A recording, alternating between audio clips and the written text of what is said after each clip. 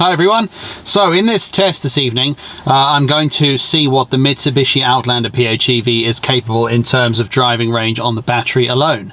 So I've only done one other video with the Mitsubishi, and that one was kind of more of a general overview and a kind of review after having driven the car for about 24,000 miles. But I thought it would be good to do a cross-country test just to see what kind of range we can get from the battery alone.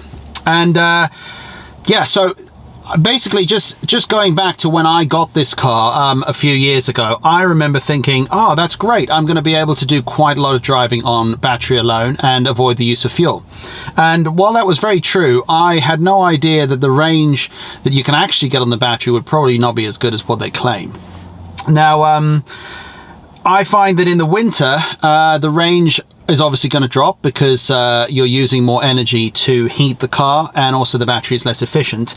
But then in the summer, if you find yourself driving at higher speeds in this particular car on electricity alone, then you really do see that consumption go down. So what we're going to do is going to do my cross-country range test, which I did this in the Polestar, and all I'm going to do actually is drive until I get half of the battery used up, and then I'm going to drive back home. So that will give us an indication of how far we've traveled. Now you can see here on the main display on the trip computer that I've reset that, and it's showing a range at the moment of 22 miles it showed initially. Now 22 miles is the range that it's going to potentially think that it can do when you have the air conditioning and heat on. Now if you turn the air conditioning and heat off in the Mitsubishi, you get a much higher range. So actually it pops up to 32 when you turn the AC, the HVAC off. So again, this is the kind of car that if you drive around with the heating off, then you will get much better range than you would with the heating on. Now it comes with some really useful features like heated seats and heated front windshield, so you can get your heat through more energy efficient options rather than having the heat particularly high in the car. But it's not a practical way to drive around with the heat off, especially in winter. So I'm going to do this with the heat on, and I haven't really preheated the car, sat in it for a few minutes, the heated seats on, so it's not completely ice cold. Temperature outside is showing 8 degrees. So one tip if you're driving the Mitsubishi Outlander PHEV is to select the EV button down below. You can see that here on the screen. That forces into a pure electric mode, which means the car will only use the battery until it has run out of charge, and then the engine will kick in. If you don't press this button, then the car will decide whether or not to turn the engine on. So say it's very cold in winter, then it will turn the engine on straight away. Or if you drive away and you floor it, basically, you need a lot of power, it pops the engine up to help facilitate that. So plug-in hybrids will give you a much reduced power when you drive on battery alone. I think that's true of all of them. Certainly the two that I've had, the Mitsubishi and the BMW 330e, you don't get all of your power through the motor. Through the battery. You need a combination of both. But if you press this EV button, then it will force the car to drive only using electric, and it will only kick in the engine when it needs to. So that's what we're going to do. We're going to have this enabled, and we're going to head off now on the drive and see whether or not we can actually achieve 22 miles in terms of battery range. Okay, let's go.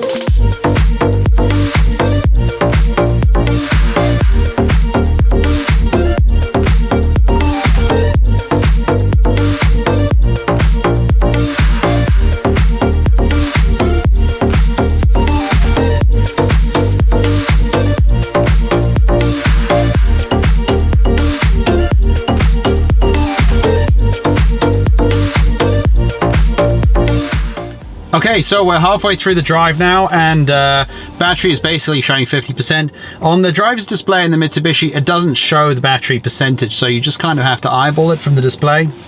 But that looks about halfway, and we have 10 miles of range remaining, and it says that we have covered 8.7 miles on the trip computer. So yeah, it's predicting a range of, I guess, about 19 miles. So yeah, I turned the eco mode on while I was driving, because something that I realized that I hadn't really noticed before is that it's actually quite springy, the car. Like, it's sort of the accelerator pedal is quite sensitive. The Polestar, which I've got so used to driving now, is much more progressive. So if you gently touch it, it kind of moves forward slowly, and then if you floor it, it gives it loads of power. But the Mitsubishi is very, very jumpy. So with the eco mode, actually, I think it makes it a little bit more pleasant to drive, and in theory will save a little bit of energy as well. So turn that on almost straight away. And I believe in the Mitsubishi that limits the heating a little bit as well. Limits it as in makes it more eco, I suppose, in terms of how it delivers that to you. So yeah, another thing I really like is you can see on the display here, we've got B5 set. So the Mitsubishi has multiple levels of regenerative braking available. So some cars have just one pedal driving on or off, some have two levels. The Polestar has off and then it has kind of a low and a high setting. But the Mitsubishi has 5 choices, and you've also got 0 at the bottom, which is basically nothing. Now, they give you different levels of regenerative braking, so to ease your comfort style and to sort of decide on how you'd like to drive the car. I quite like that because you can drive it almost with these pedals when you're slowing down, which is actually quite convenient. And yeah, that works quite well. One thing that is a little irritating though is that when you drive away with a full battery, as I did earlier, you don't get any regen, which kind of makes sense. You wouldn't in other cars too, but this car doesn't slow you down at all. So the Polestar will actually still give you a rate of deceleration, but the Mitsubishi doesn't. So when you're driving with a full battery, you coast straight away and you have to use the brakes. These pedals don't do anything until you've used up some of your battery to allow it to regen some energy. Okay, so we're going to head back now, straight back home from here, and see how many miles we get before the engine kicks in.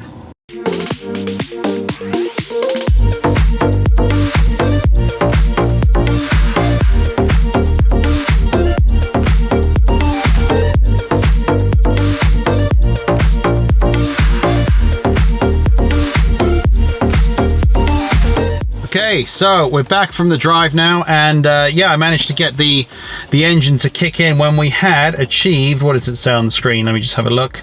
20.8 miles. Yeah, 20.8 miles. So the original estimate was 22 miles. And yeah, it ended up being 20.8, so slightly worse, but not by much really, which I think is not too bad. Now, it's really interesting to look at this. 28 miles is the official, well, this is what you'll see on Google. So if you have a look for the official range of the Mitsubishi Outlander PHEV, you'll see it says 28 miles, and it says actually on the screen there that you might see a higher figure of 33 miles in some material using an older testing procedure. But you know, that's exactly what I was saying at the beginning, and something that I've discovered over the last few years with electric cars is that you can't expect to achieve the range that they claim. But that's the same with miles per gallon in a fuel car. So yeah, the temperature outside was 8 degrees, and we managed to do 20.8 miles on a full battery. So why is this relevant? It kind of depends on why you're thinking about buying an Outlander PHEV, or if that's something you already own. But what I've actually managed to do since having this car for, it'll be 3 years in August, is to drive as much as possible on electric power. I like using that EV button, and I find that I can do a lot of driving actually without ever using fuel. So for example, driving to and from work is actually about 10 miles each way, so I can pretty much do that as a round trip without having to use the engine. But I can also charge at work as well, so if I plug in, then I can basically drive there and back without using any fuel. Now, one of the areas where it does become a bit of a problem is actually acceleration. If you're trying to join a motorway or dual carriageway and get up to 70 miles an hour quite quickly, it's a little bit sluggish when you've pushed that EV button, because the needle will max out at the top of the power range for the battery, and you can join the motorway no problem, but it can feel a little bit sluggish. So if you don't want to do that, then you can take the EV button off at that point in time, and it will then use the engine to give you that extra power boost that you need. The problem then becomes after that. If you want to go straight back into EV mode, that can be difficult. You can push the button, but it won't go straight back into EV mode. I guess that there's some kind of engine management system that takes care of that kind of thing, and it will turn the engine off when it feels like it's a suitable time to do so. The other scenario that the engine will kick in is with cruise control on. So you could be driving in EV mode, and if you put the cruise control on, which I actually did in this drive, it kicked in the engine only for a few seconds, so it didn't really affect the range. But that's something that can happen, and it can be kind of annoying if you're thinking, oh, I'm only going 10 miles, and you press the cruise control button, the engine kicks in because it thinks it needs the engine to maintain the speed because you're going up a little hill or something like that. You then find it uses a little bit of fuel when it doesn't really need to do so. But otherwise, yeah, it's a really nice car. And if you do a lot of short journeys, and you're able to charge at home, this is a really, really good car to ease that sort of range anxiety that a lot of people have, because you know that you could go on holiday and drive as far as you like and not worry. But for general everyday use, you could plug it in every day and basically get away with using almost no fuel. Something else to consider after that drive is the cost of driving, or the electrical consumption. So the Mitsubishi screen is actually quite good. It's got a few different pages, including energy monitor, energy flow, and eco information. And there's some graphs on the next page as well. But on that drive, we got 2.6 miles per kilowatt hour. Now, that's not the most efficient. This is a thirsty car, but it is big and heavy. Like, I would expect that to be the case. But the thing that's really nice about this car is that despite being heavy, 2.6 miles per kilowatt hour is actually still really reasonable. The Polestar is not much different, to be honest. And what that really means is that if you're charging on an eco tariff, say for example Octopus Go, and you charge overnight at 5 pence per kilowatt hour, that 2.6 miles per 5 pence is going to cost you just 1.92 pence per mile in driving terms. Now, if you're driving on fuel, you're looking at more like 13 pence per mile in this car. So my point here is that driving on electricity is so much cheaper, and if you can plug in and charge on an eco tariff, it's a fraction of the price, probably a fifth, maybe a quarter of what you would expect to pay for fuel. So yeah, 2.6 miles per kilowatt hour is not too bad. That's kind of the winter number. In the summer, I think I probably get about 3. So it does get even cheaper when the weather is warmer. So I hope this video has been helpful to see the winter range of the Mitsubishi Outlander PHEV. If you haven't already subscribed, that'd be great. Please do, and a like and comment. It'd be great to hear your thoughts on the video and the car in general, and any range information that anyone's got to share. Please share it down below. Thanks, and I'll be back again with another video very soon. Thank you.